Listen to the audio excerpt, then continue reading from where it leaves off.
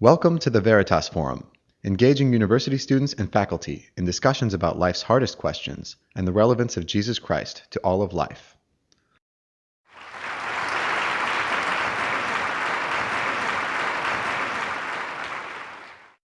As has been said, I am originally from Jamaica, but I'm also a U.S. citizen, and I lay claim to both. And I always say this in my introduction of myself, because who you are informs your life experience and the way you see the world. And I do see myself as both Jamaican and American. And so far, I'm in good stead because there's not much of a chance of a war between these two countries. So I think it's safe to be a dual citizen of both and to claim allegiance in both cases and a concern about the development of both places. I am a historian and a writer. I also consider myself what is called, or used to be called, a scholar activist, someone who's very involved in community work as much as I can in the different places where I've lived or in the different places where I work and study and do research. So I see myself as being in academia, but also outside of academia as well, and that the two spaces inform each other in a very real way in my life. I won't say much about that in this talk, but certainly in the Q&A, if anyone wants to know more, I'm happy to share that, because it's a difficult and sometimes tricky balance and tension, but it's something that I'm very committed to. My previous book was called African Voices, and as Professor Coleman says, it's a book about the memories of the slave trade from the African perspective. The book that I'm working on presently is called The Weeping Time: Anatomy of a Slave Auction. And it's about the largest slave auction in U.S. history. And it's an auction that took place in 1859, a few years before the Civil War and a few years before the emancipation of black slaves in the U.S. And it's an interesting story, and I'll just say something briefly about it because I'm going to touch on it in our talk, that there was a gentleman by the name of Pierce Butler Jr. He inherited, in fact, over 400 slaves from his grandfather. And in Savannah, Georgia, he found himself in this very strange position of having to sell these inherited slaves who had not largely known anywhere else but Georgia and the community in which they were born to, because basically he had squandered most of his money in the North, in Philadelphia specifically. What's interesting about it is that he was married to an Englishman called Fanny Kemble, and she was a staunch abolitionist, and their marriage suffered greatly because of her views about slavery and the fact that he was a slave owner. In any event, this is some of what I capture in this book, and I've been working on it for the last few years, and hopefully it will be out will be published by William Murray HarperCollins next year sometime, or maybe even later this year. Where do I start in terms of what I'm going to talk about? I think, as I want to say as a preface, that my views as an academic and a Christian really inform the way I look at this question of racial injustice. And that's why I'm happy to come and talk to you about this today, not just as an academic, but also as a Christian and as somebody who's been struggling with the way those worlds connect and sometimes disconnect, as the case would be. Today I want to share with you first the history of interracial movements in the US and abroad that were specifically geared towards achieving racial justice. I want to just, some of this you know in probably a general way, but I also want to underscore some of the key moments of a couple of key interracial movements for racial justice. Secondly, I want to interrogate the question itself. And the question, of course, is racial injustice. Is God part of the problem, or is he part of the solution? Lastly, I don't want to leave here without suggesting some ways forward, and this is where I'm particularly open to what you want to share with me in the Q&A and at the end of our discussion. In fact, I find that the richest part of any interchange. So I look forward to what you're going to bring to the table, but I certainly have some suggestions forward in terms of how to achieve racial justice, having to do first with the mind. This is an institution of the mind at the very least, and also having to do with heart. So some of my suggestions have to do with both. So that's what we're going to talk about today. So let me start with talking about the history of interracial movements for racial justice. And let me just say that the short answer to the question, is God part of the problem or is he part of the solution, is he's part of the solution.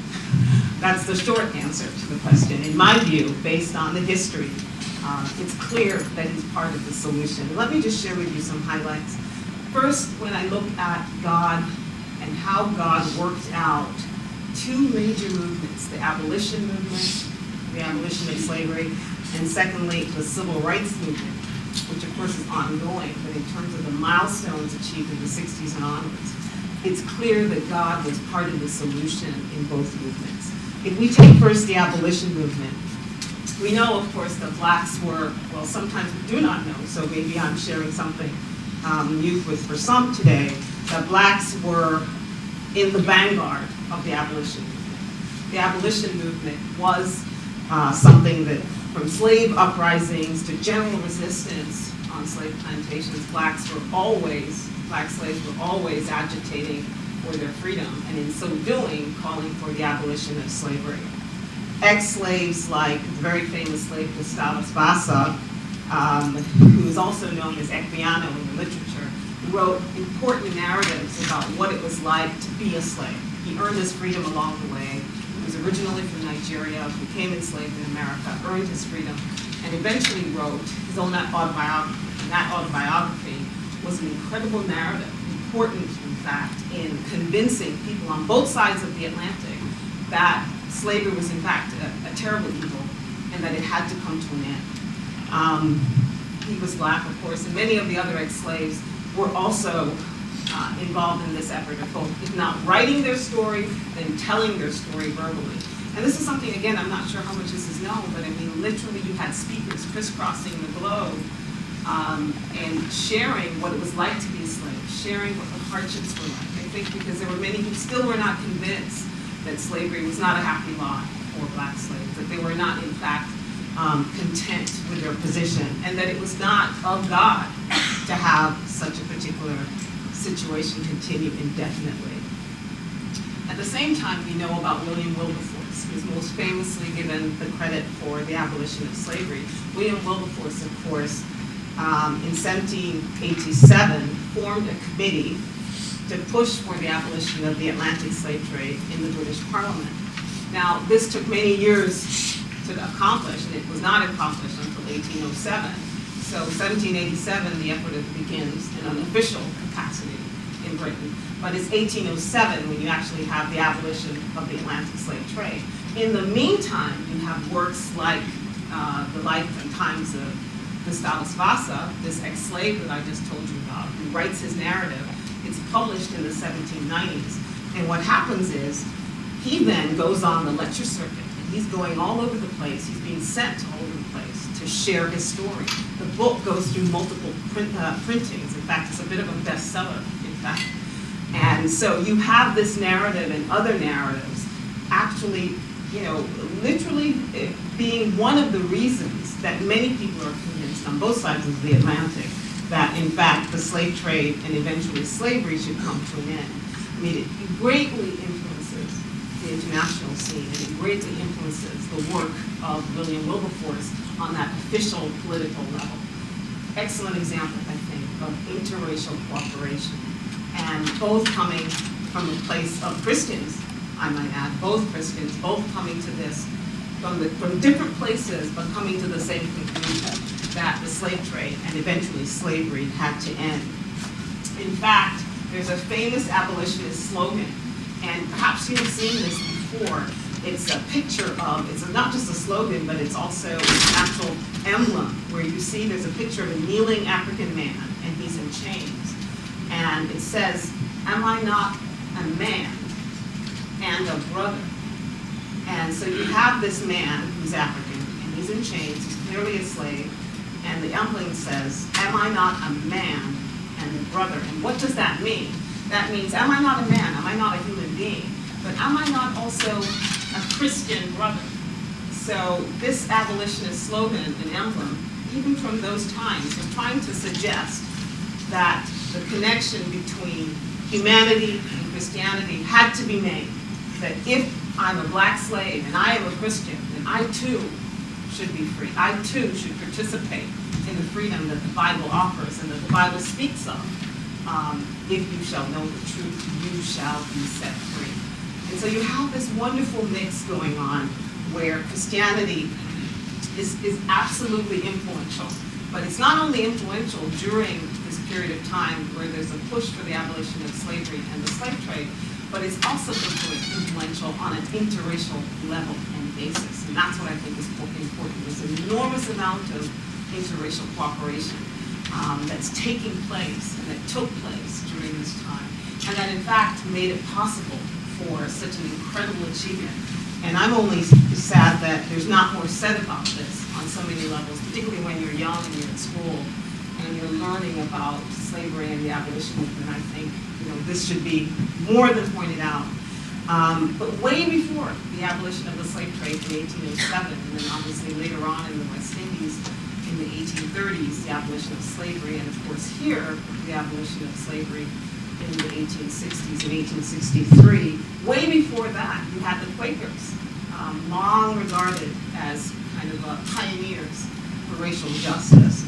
And they too were very explicit in their belief that slavery was an inherent evil and that abolition should be something that they should be advocating for, and they did, in setting up abolitionist societies all over the Northeast in places like Boston and elsewhere.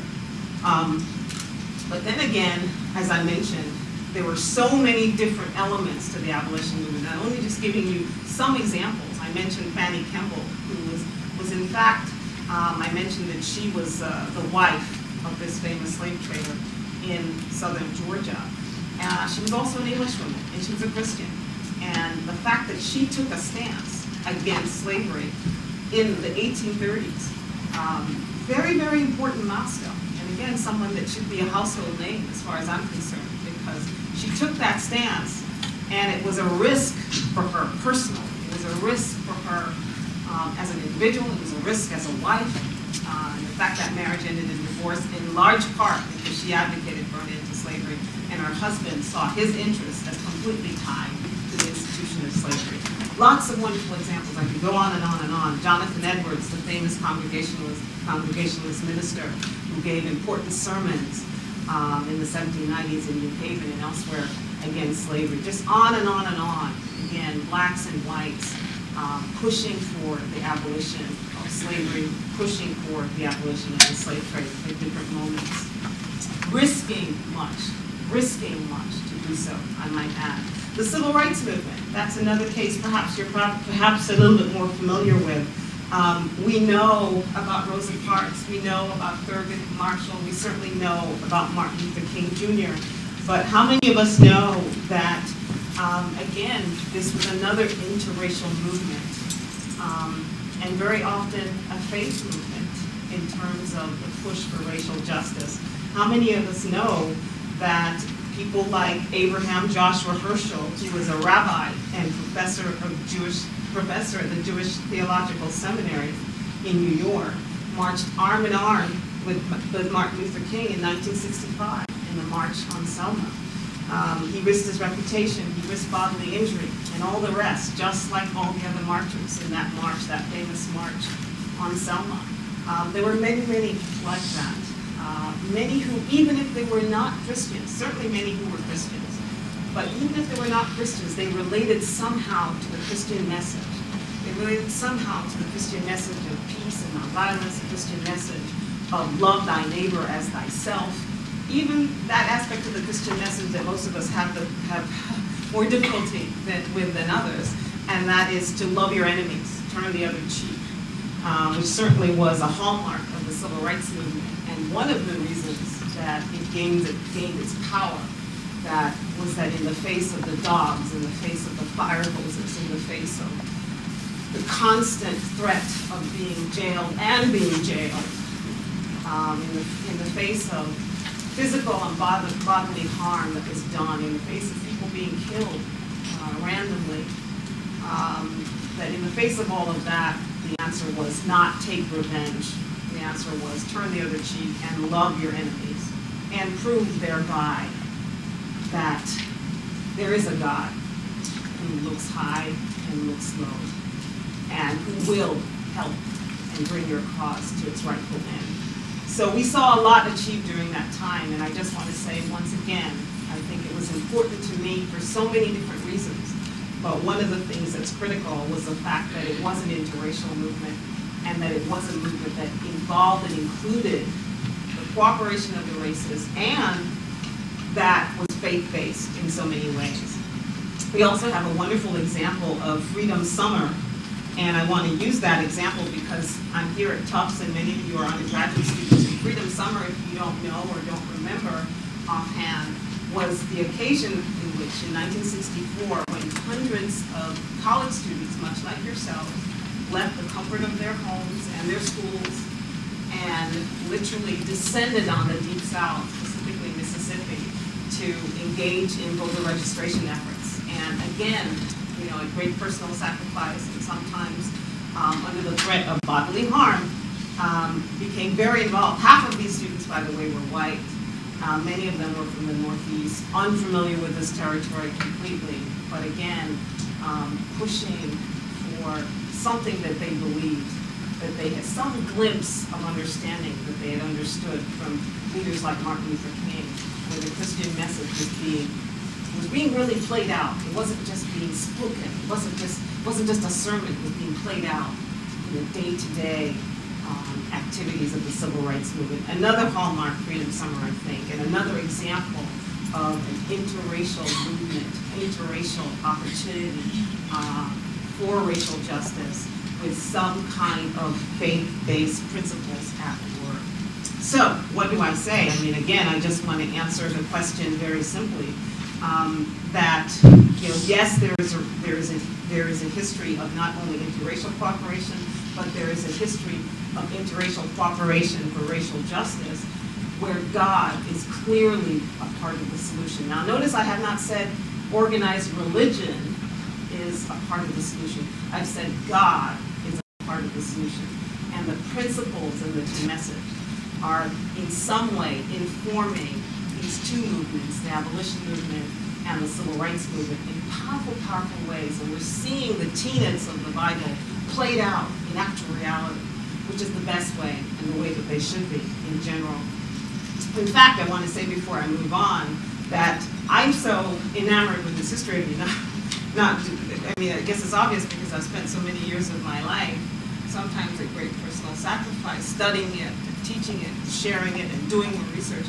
But I'm so enamored with this history, I think, not just on a personal level, but I do believe, in a very sincere sense, I think that this history, particularly on the American side, is our greatest export.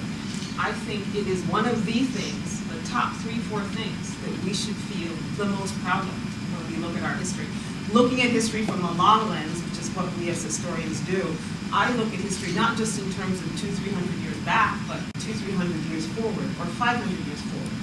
And long after, when the historians of that day will be writing about America, for example, I do believe when they talk about the American civilization, this is one of the things that they're going to note distinguished America, in particular, from other civilizations, was this commitment to civil rights.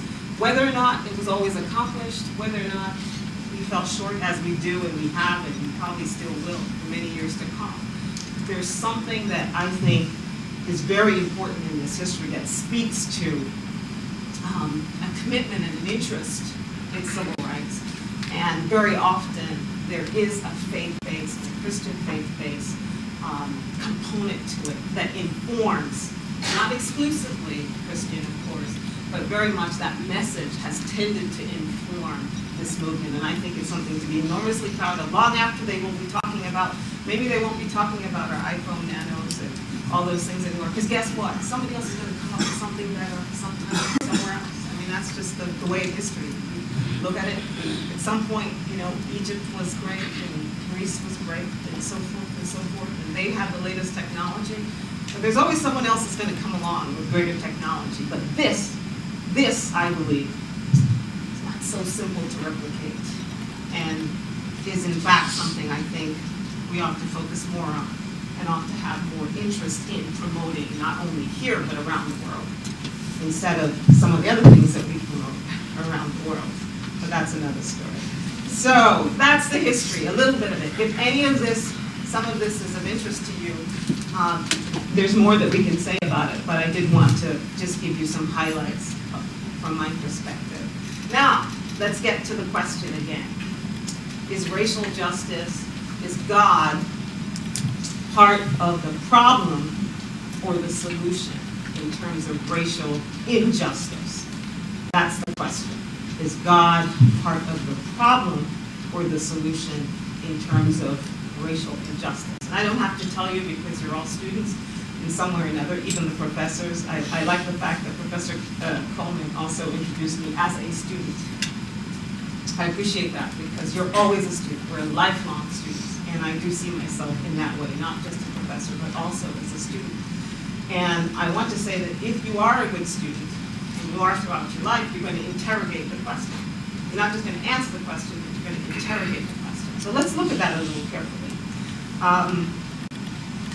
It's tricky, and I thought about this very long and very hard. Certainly, there's an element of the question to me that points to this issue of faith versus religion. And this is something that I try to point out to my students because very often when I teach about Africa or I teach about the US or what have you, I have to separate for students and for those listening to me the notion of organized religion versus a more personal understanding of the Christian faith in this case. So Christianity as an institution, since that's what we're talking about, and then how that faith is played out on a more personal level. Because we know that institutions don't always measure up to their ideals. We know that. But then there are those ideals. And those ideals, there's something pure about those ideals, whether or not the people who practice them actually do it, whether or not their institutions reflect those ideals, that's another story. And you have to make that distinction, I think, when you're talking about Christianity or any religion. Otherwise, when the two get confused, it's very difficult. The waters get so muddy that it's very hard to understand how someone could still believe certain things given the practice of certain institutions, including the institution of Christianity, which in my view, and probably the view of many, has a lot to atone for. The institution of Christianity has been involved in condoning slavery and colonialism and all kinds of other atrocities. So the institution itself is one thing, the organized element of it, but then the practice of the faith and the understanding of the Bible in its purest form, I think, is another. And I just want you to keep that distinction in mind as I talk about and interrogate this question, because I think it brings that to mind.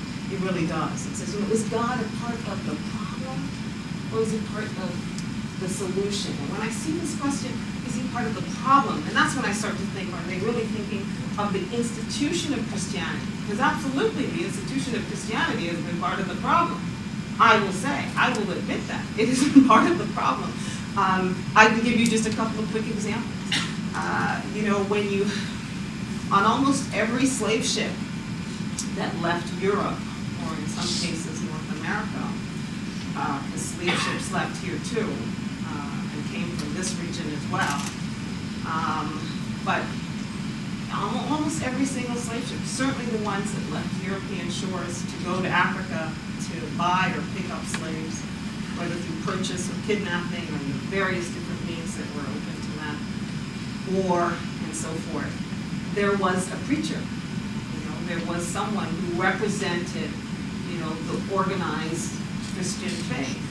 And if you have an opportunity to visit places like Ghana or Senegal at some point and you visit some of the famous slave ports and dungeons, you will see in those places that there also, is a place that would be tantamount to like a church.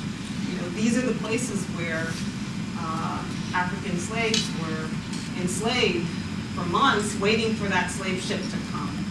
And often in very cramped and horrible conditions, 1,000 people in the space of about an eighth of this room. Under the worst kind of degraded conditions you can absolutely imagine.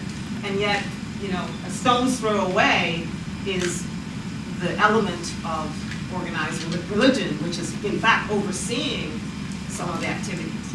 And as I said, on the slave ships, there were was almost always a reverend or a priest of some sort. I often wondered, what was their job? Was there to pray for the cargo or to pray for the enslavers? I'm not sure, but they had a job, they had a role. So again, there's a lot to be said about the problem in some ways of some manifestations of organized religion, which we need, but at the same time, it has a lot to atone for. So if you say, is it a part of the problem, that's when I start to think, is God in the form in which organized religion has interpreted God a part of the problem? Well, yes. But, as I said, going back to that distinction between faith and organized religion, I have to say that God is very much a part of the solution. And God is so much a part of the solution, He is a part of the solution in ways that we do not understand. And I'm just going to share briefly my view about this. And I welcome to hear what you have to say. But it's clear to me that God allows for these horrible cases of racial injustice to take place, whether it's slavery, colonialism, genocide, what have you. Obviously, He allows it. God is God. But God does not condone it. There is nothing that I think, from a biblical interpretive standpoint, that justifies these things. Certainly not from a New Testament standpoint. But yet, it is allowed for a season, for reasons we know and for reasons we do not know. Mostly for reasons we do not know, is a fact of it. And that leads me to one of the issues that has to do with Christian faith, which I think we find particularly difficult. And I'll speak for myself, but yet it's something I grapple with every day. And that's God's sovereignty. It's not something that people like to talk about very often, because sovereignty, what is that? You know what sovereignty is? Sovereignty is an authority above all authorities. And if there are any of you who are parents in here, and certainly many of you will be parents one day, but the parents, I think, can relate to that aspect of God's sovereignty. That there are some things that you tell your child. There's some things that they can understand. And then there's some things that they cannot understand. There's some things that you do not share with them. And you make that decision with difficulty, but you make that decision. And that's the closest analogy that I can make, and it's an imperfect one at best, to what God's sovereignty is all about. So, what do I know? I know that I know that I know that God is real. I know He is in control. I know He is the authority above all authorities. But do I understand why He allows for these seasons of, mildly put, racial injustice? Mildly put. Do I understand why He allows for the suffering that goes with that? Do I understand it completely? No, I don't. But a very important part of accepting that God is who He says He is believing that there are limits to what you can, as a human being, know and understand. And that is a place where I live, even though I'm an intellectual, and I'm very much about a hunger and a thirst for knowledge, as I mentioned to you before, a lifelong student in and outside of academia. And I believe the Bible is calling me to be that kind of student. I don't see it as separate and apart. I believe I'm being called to completely engage my mind in every which way that I can. But at the same time, understand that there are limits to that mind that was created by a force that is greater than me. And why should it not be? If it is greater than me, how should I understand everything that it is, if it's truly greater than who I am and what I'm about? And so I accept that. And there's an acceptance of that in my life. So, I've interrogated the question just a little bit. There's much more. We could go on and deconstruct and do all kinds of good things, but I think you get an idea of where I end up and why I end up deciding that God, in a biblical interpretive way, from the standpoint of personal faith, is part of the solution and not part of the problem, even though I don't fully understand His ways.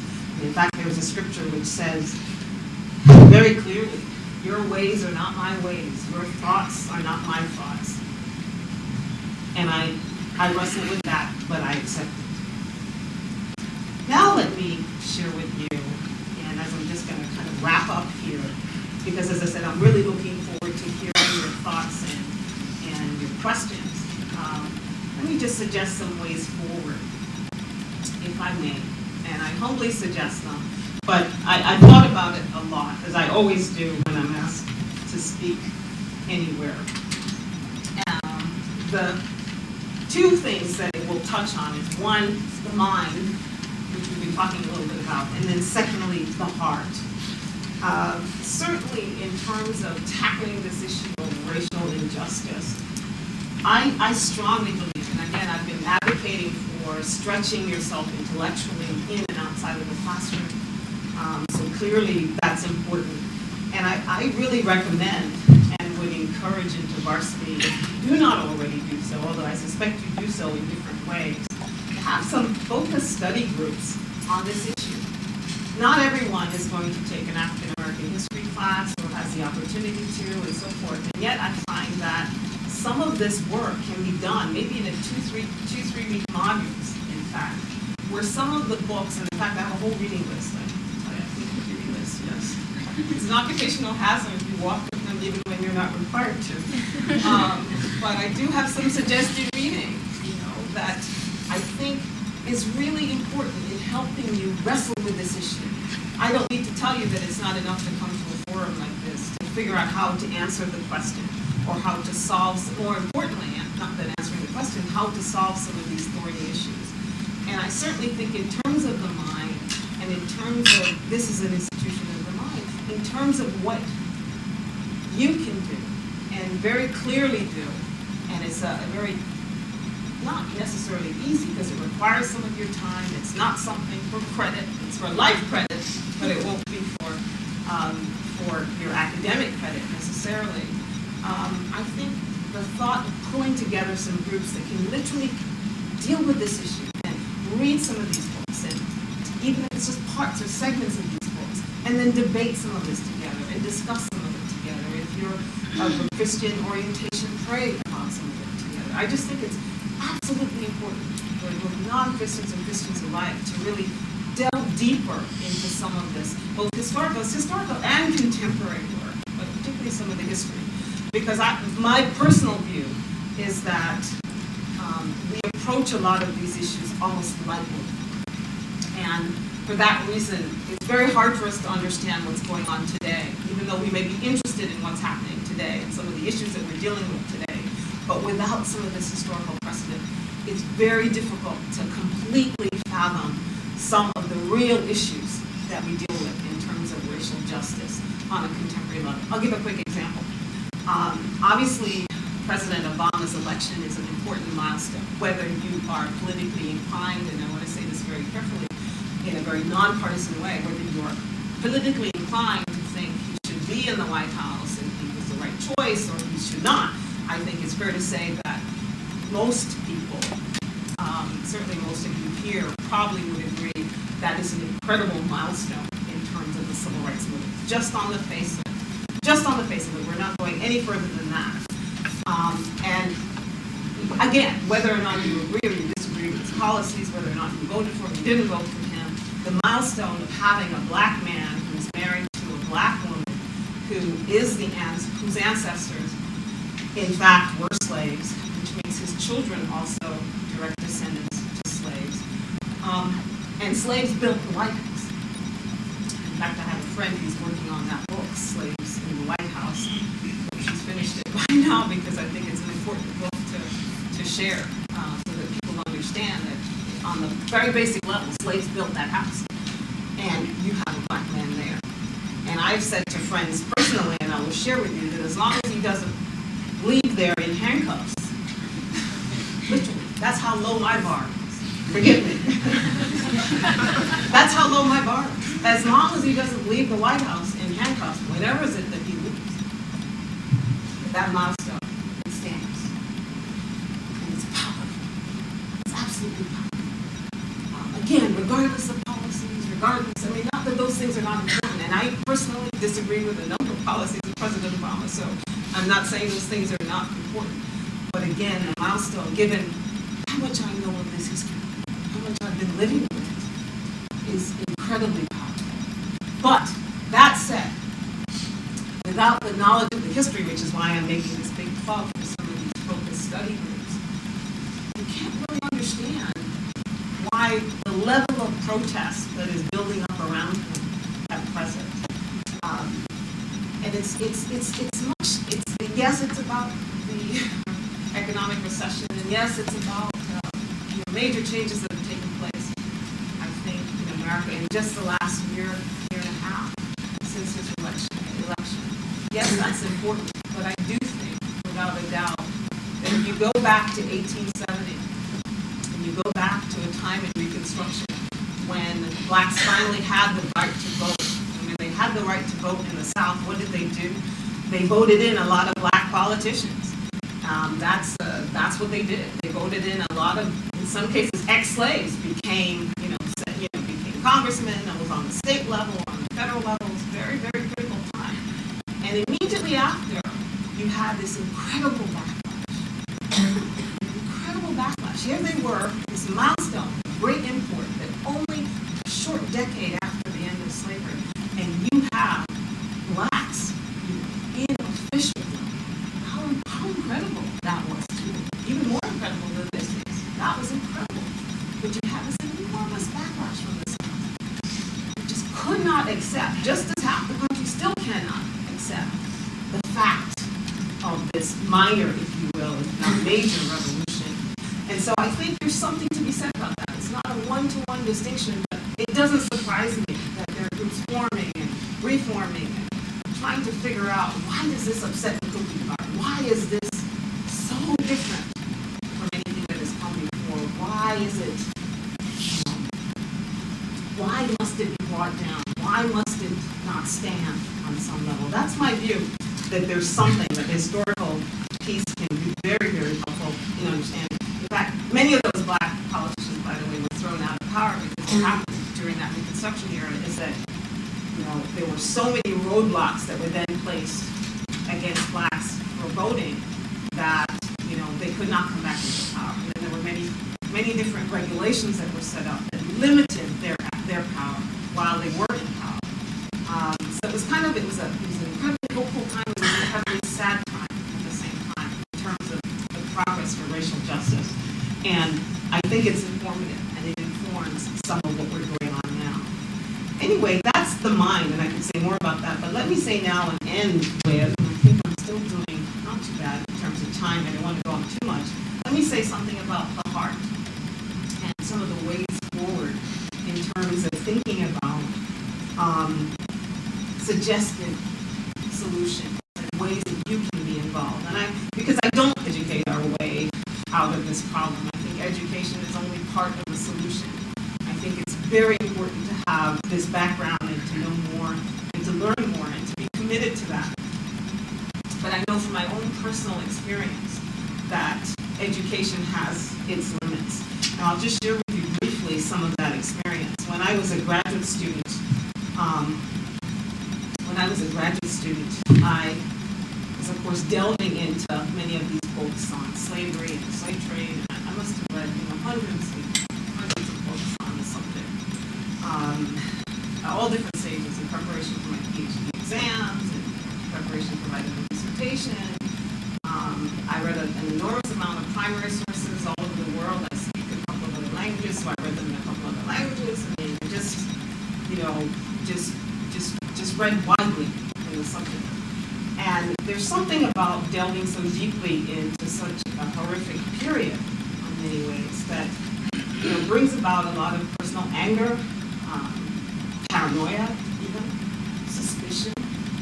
Some of it perhaps well-founded, but a lot of it, frankly, just having to do with the raw emotions of dealing with this literature and dealing with the fact that I wasn't reading about fiction. I was in fact reading about something very real, and obviously something that, as both a Jamaican and an American, I have some connection with in terms of my heritage. And I think I really struggled with that.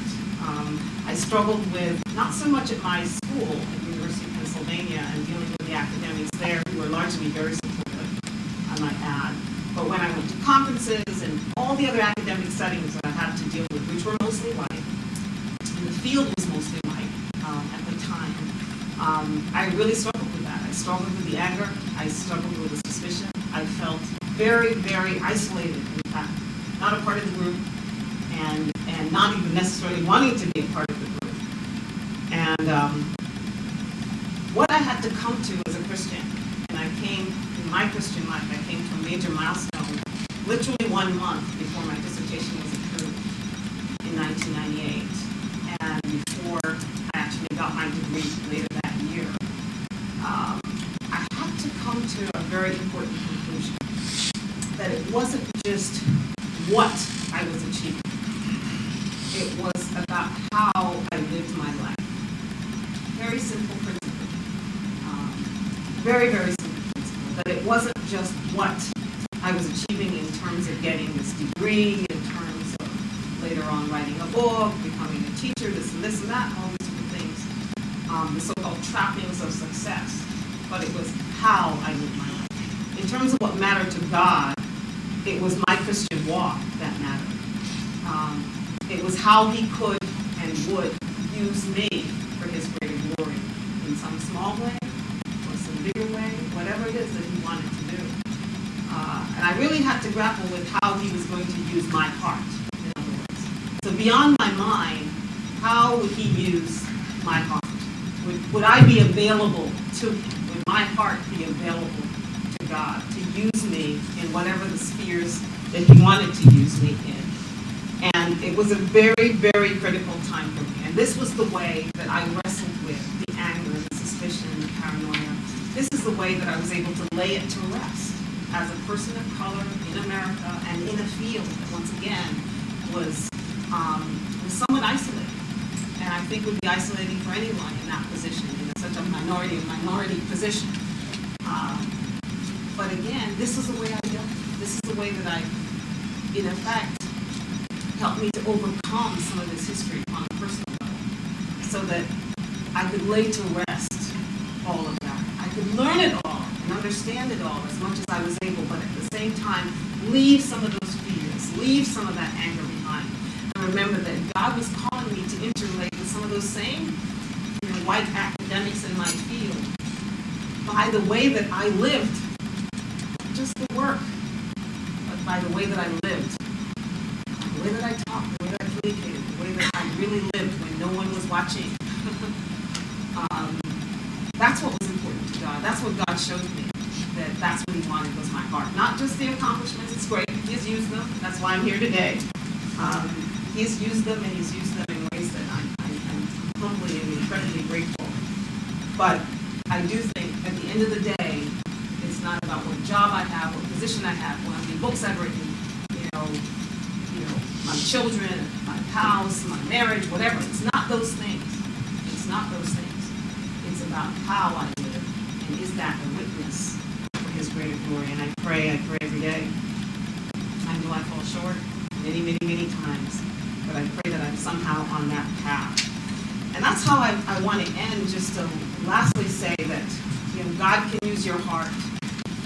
He can use your mind, and he does, because he gave you that mind. But if you are willing and if you are open to him, as I became increasingly open towards the end of my dissertation process, he can use your heart in incredible, wonderful ways. He can also cause you to be a witness to those, specifically in terms of racial injustice and racial issues of racial justice, who have not climbed on board, who are in opposition to the idea, fundamentally, who still see that somehow if one group goes up, then the other one goes down. We're still a part of that old paradigm that says, if I succeed, you fail. That there is no such thing as interracial cooperation, in spite of that history that I shared with you in the beginning of this talk. Who still see that one must be on top so that the other must be on the bottom. What are you going to be called to do? If your heart is called to do God's work, you're also also going to be called to pray for those folks. You're also going to be called, because prayer is a work of the heart.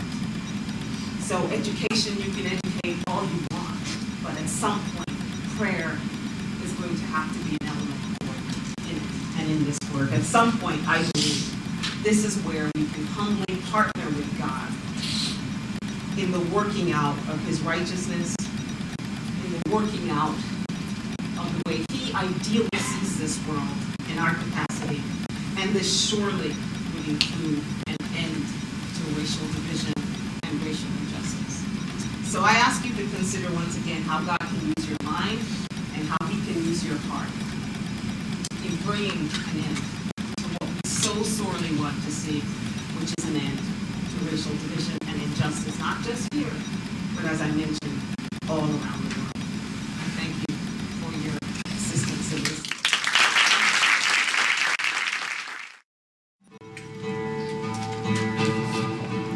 They tell you that a murderer has been released in the neighborhood. How would you feel? In this time, we weren't releasing one, we were releasing 40,000. You consider a million people got destroyed At the hands of their neighbors. When you get 1 million people dead, it becomes impossible to exert justice. The president of Rwanda passed a decision to release the perpetrators who had confessed their role in genocide. So far, 50,000 have been released. Give somebody who murdered either their mother or husband or brother or sister bajyaga kumvira ariko abo bose nta n'umwe usigaye nsigaye mu musaza wanjye bose hamwe n'abazisanga ari abantu barindwiye nishe kandi numva bimbera mu mutima ku buryo numvaga bidashobora kuvamo. somebody has to tell them this painful message of forgiveness. ariko njye mu mutima wanjye numva nta mbabazi zirimo. Nuko bigirira isoni, ariko naragerageje nsanga umuntu watahuza nawe tukambera polisi. If we let them be consumed by that ongoing bitterness and anger, it's like an acidic content in a metal container. It will eventually eat the container up. When they forgive, they get released. We have rebuilt the roads, we've rebuilt the schools, we've rebuilt the hospitals, and rebuilding the hearts of people remain a big challenge. Are you crazy? Reconciliation? One thing, How do I reconcile with someone who killed my family? forgiveness is not human, it's divine.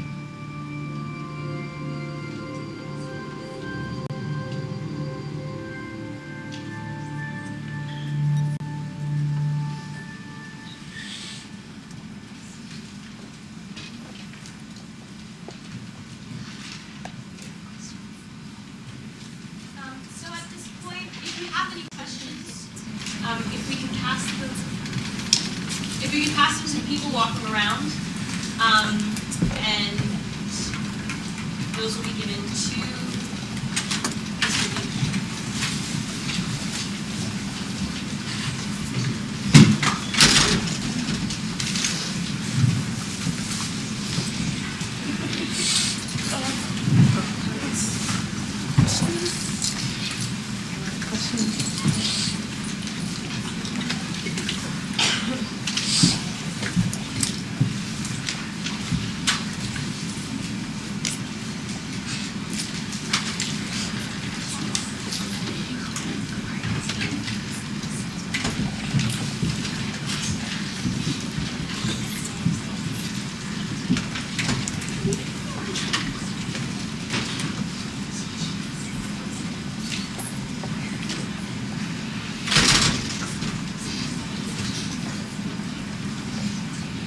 Well, we have a lot of questions.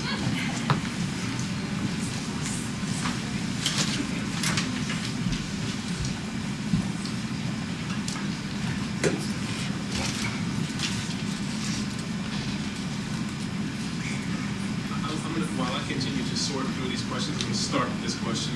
I think it's a solid question. Why does God allow racial injustice if he is part of the solution? Can there be racial justice without God?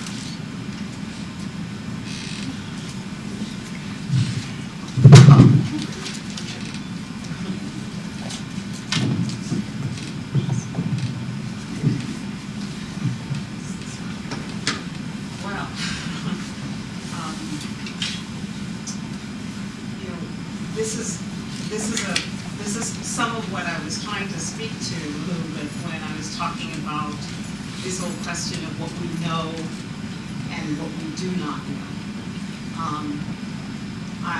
It's a kind of a delicate thing because I do have my own speculation in the case of racial injustice as to why some of it may have been allowed.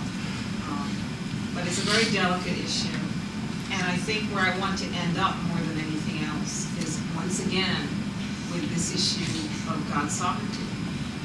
We have to really take seriously this notion that there are things that God allows for a season, and the operative word is season, for a higher and a greater purpose, right? And that he allows for that purpose that we do not fully understand during that time and during that season. Again, I want to point to one of the things, and I had meant to do this and I didn't do this, but I'll just quickly do it so that I won't take too long, because I know there's some other good, impossible, hard to answer questions coming on Professor Dave. But choose the easy ones.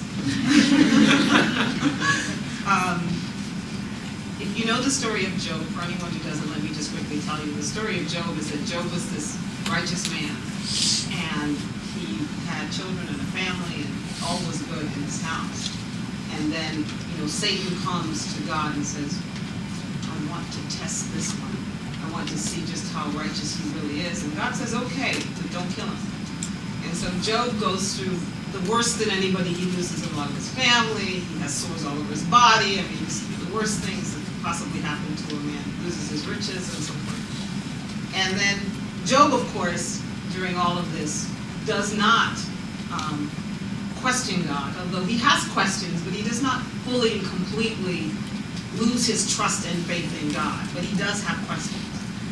And towards the end, the Lord does not answer. During most of that time, Job is just going through all this incredible suffering, and the Lord does not specifically answer him. But at the end of that season, whenever that season did end for Job, the Lord in Job 38, and it goes through Job chapter 38 to 42, and I highly recommend that you read this. It's very poetic, too, for those of you who love poetry. God says, the Lord answered Job out of the whirlwind and said, who is this who darkens counsel by words without knowledge? Now prepare yourself like a man. I will question you, and you shall answer me. Where were you when I laid the foundations of the earth? Tell me if you have understanding. Who determined its measurements? Surely you know. Or who stretched the line upon it? To what were its foundations fastened? Or who laid its cornerstone? When the morning stars sang together, and all the sons of God shouted for joy? Or who shut in the sea with doors when it burst forth and issued from the womb? And it goes on and on and on and on about all these things which, the greatest science could not explain. Dare I say that? It can explain some, but not all. Of all these things, this whole treatise that God tries to suggest, would suggest once again that there are things beyond your understanding. And that some of this, and the suffering for the season of racial injustice, is part of the explanation for that.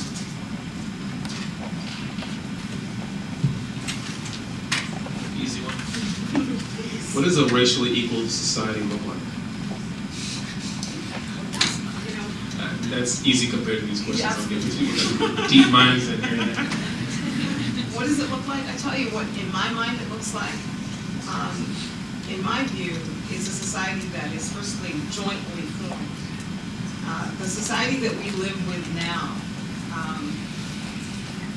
there has been contribution of, and I'm speaking specifically of American society, obviously based on what I talked about today, there's been a great contribution of Black people in this society. There's also been a great contribution of Asians and other groups and Hispanic groups, and the list goes on, because we are a multicultural society at the end of the day. And I might add that contribution is not enough emphasized, not enough taught about, not enough understood, and all the different waves of contribution. Because of course, different groups are coming and going at different times. And there are historical diasporas in the U.S., and then there are contemporary diasporas, which are very, very critical to the makeup of American society today. But I would suggest that the institutions that we hold dear still do not have enough of an imprint, a direct imprint for many of these groups. They are still historical, what is the word? They are still institutions that are institutions of the past, which have not been sufficiently updated, not been sufficiently recreated and reformed to fit our new image of ourselves as a society that emphasizes or finds important the issue of civil rights. And so what you have is someone like President Obama, entering the White House, frankly, and how much can he really change the White House as an institution, in my view? He is a black man in the White House, and that's significant for some of the reasons that we talked about before. But in my view, the institutions have not been sufficiently interrogated or renegotiated so that whatever contribution he makes could actually be somewhat original. That's my view. That might be a strong view to take. But I think a racially equal society is one which interrogates our justice departments and our police departments and the formation of these things, even our medical system. You know that the field of gynecology was one of the influential people in developing the field of gynecology used black slaves as experiments. To me, gynecology should be interrogated. It should be, I'm not saying rethought, but I'm just saying, given that some of these institutions were formed in ways that obviously were not racially equal, I think it begs to question. The police forces were used very often as a means of keeping blacks in their place. It's just another example. And of course now that's not the exclusive reason that the police force exists, but my understanding is, and my view is, that some of these institutions, if they're going to be racially equal, you have to look at the history and you have to think about how to come at it from the place where we are today, where we say those things are wrong and that should never have been, and what leftover legacies do we still have, quietly or not so quietly, penetrating these institutions, which will forever keep an unequal society alive, in spite of our newfound ideals, in spite of our newfound rhetoric.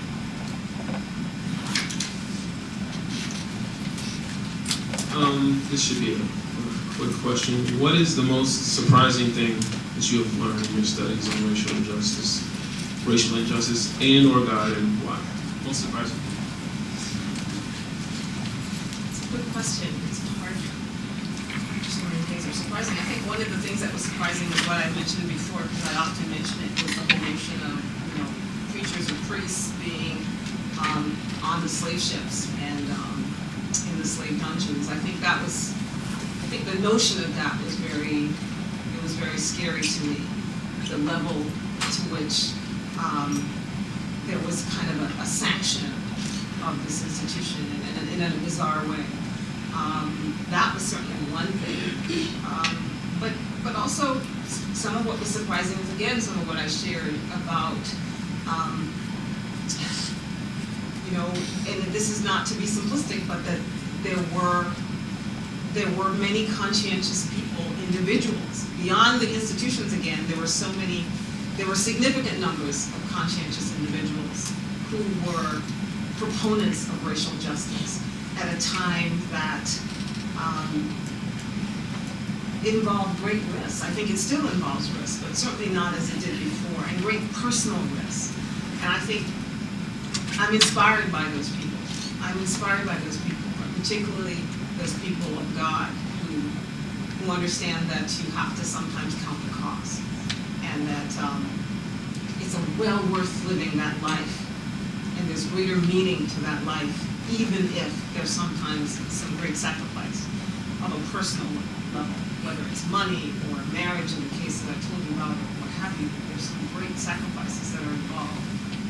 But I'm surprised by that and heartened by it. trying to summarize a lot of the questions that are being asked. Because some people are asking very similar questions, so I'm going to try to encapsulate the question for a lot of people.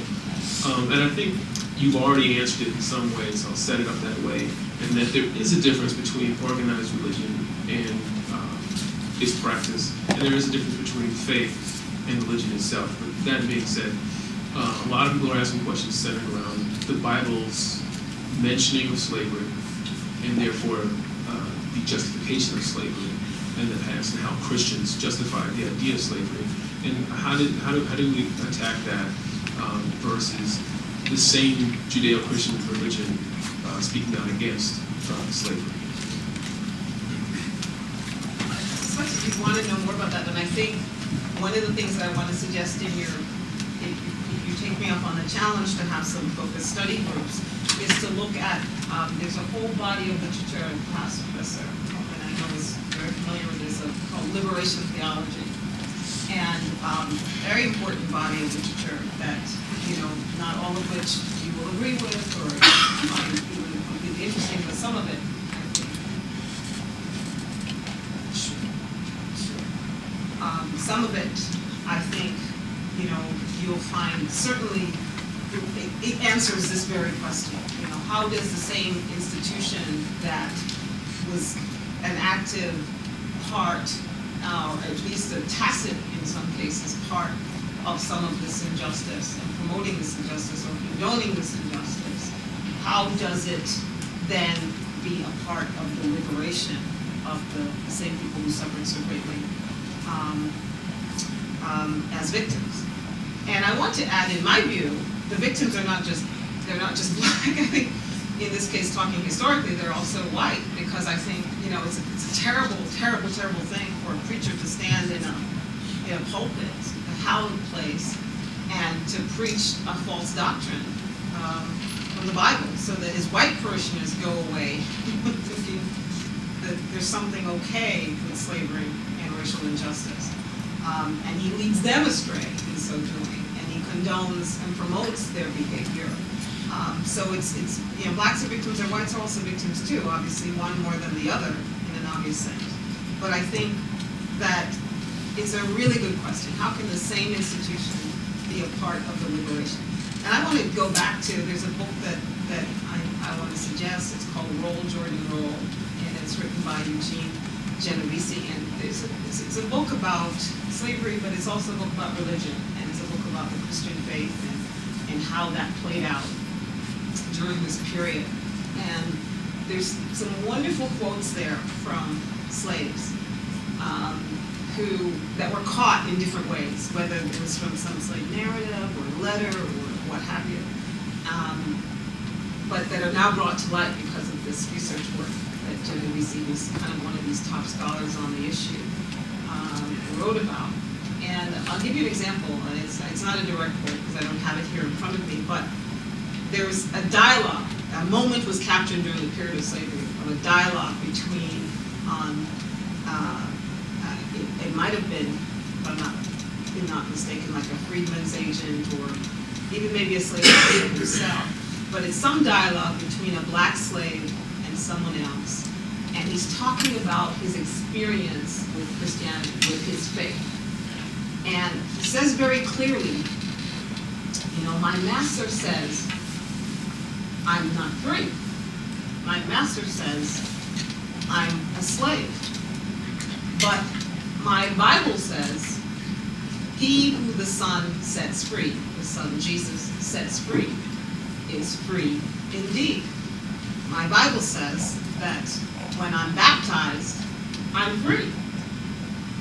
And he says it's all in the dialect of the day, but basically, to me that really captures it so much. It's like the master says this, and maybe official religion says X and Y and Z, and what does it do? It points to some of those places in the Bible where it says servants obey your masters and all of this stuff. It never finishes there's a long thing, you have to go and it never really finishes the entire quote. It's just kind of, it's like taking anything out of context, right? And then you can say and make a point on anything.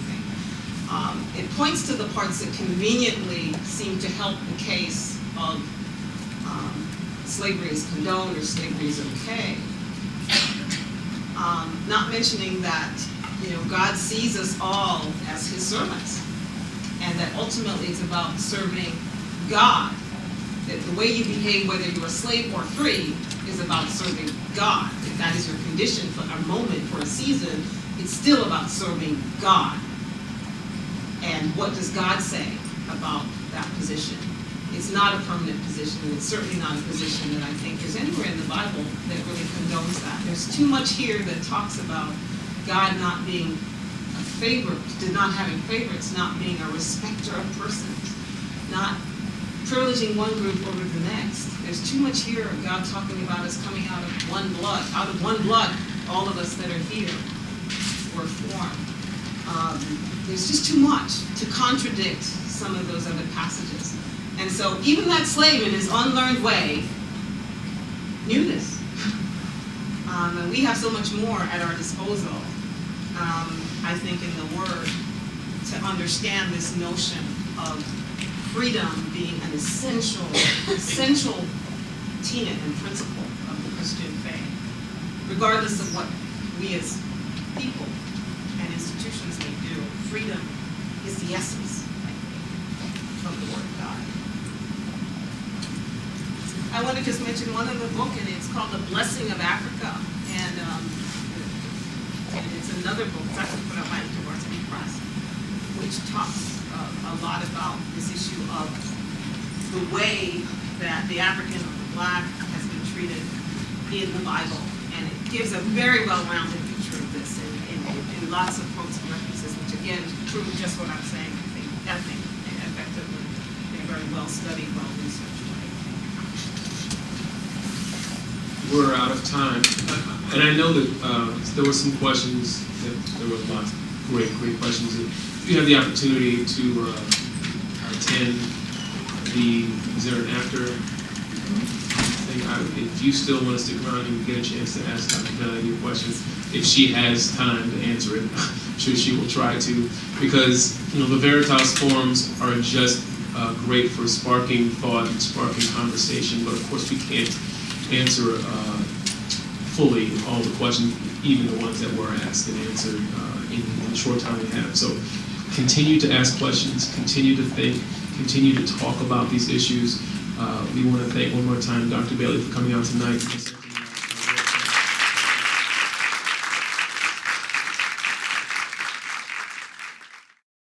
For more information about the Veritas Forum, including additional recordings and a calendar of upcoming events, please visit our website at veritas.org.